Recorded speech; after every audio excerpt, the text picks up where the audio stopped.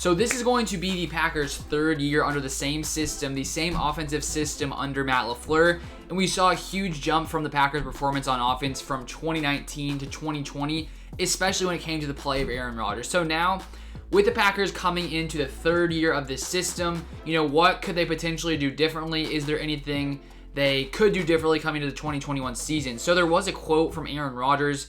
Yesterday he was doing a press conference and they sort of asked him about that. He talked a little bit about what the offense is going to have to do when it comes to coming into the third year under Matt LaFleur's system. So this is what he said.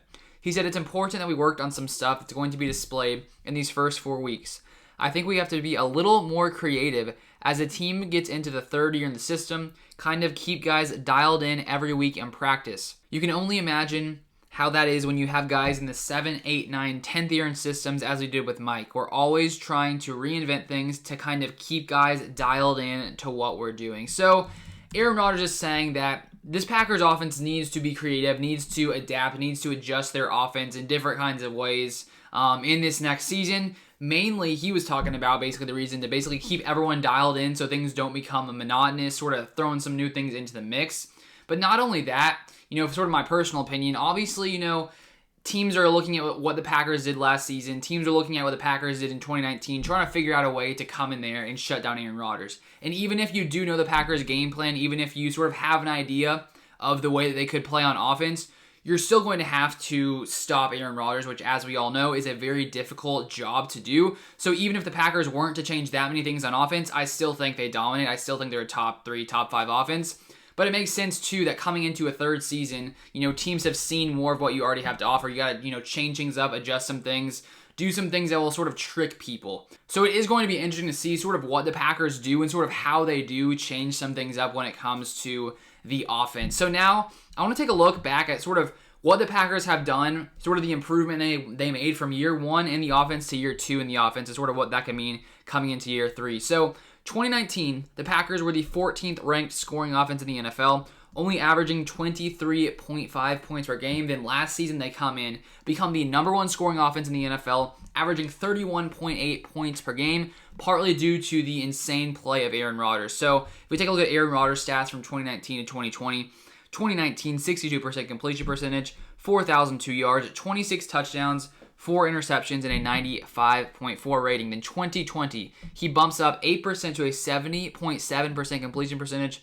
4,299 yards, 48 touchdowns. So what is that? 22 more touchdowns than 2019, 5 interceptions, and a 121.5 rating. So obviously the biggest jump there came to Aaron Rodgers when it came to throwing touchdowns. In 2019, he had a 4.6% touchdown percentage. 4.6% of his throws were touchdowns. 2020, 9% of his throws were touchdowns. That was only the second time ever in his career to break that 9% mark, which also happened back in the year 2011, where he had 9% in 2011. So Aaron Rodgers was so efficient, as we have seen his entire career, but definitely probably one of the most efficient years of his entire career.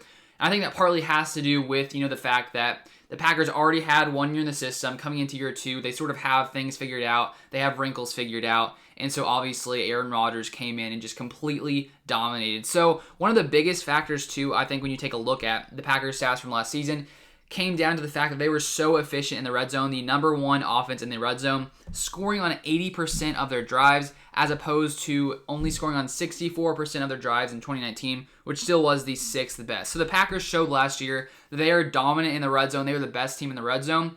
And coming into this third season, I sort of expect the same to happen coming into this third season. Obviously, though, when you take a look at stats and stuff, when a player plays at such a high level, which they really haven't played at, many times before, lots of times they do regress a little bit. So I think there is the potential that maybe, Aaron Rodgers doesn't throw quite as many touchdowns this season, just because when you take a look at, the last time he threw that 9% touchdown percentage, the next season it drops down to 7.1%. So I'm not saying it's not possible. There's just a chance, that he does regress maybe a little bit. But even if that does happen, I still think that puts the Packers as one of the top offenses in the NFL regardless. Plus, the fact that they're going to be adding more wrinkles into the offense, I feel like that could just sort of make them that much more efficient.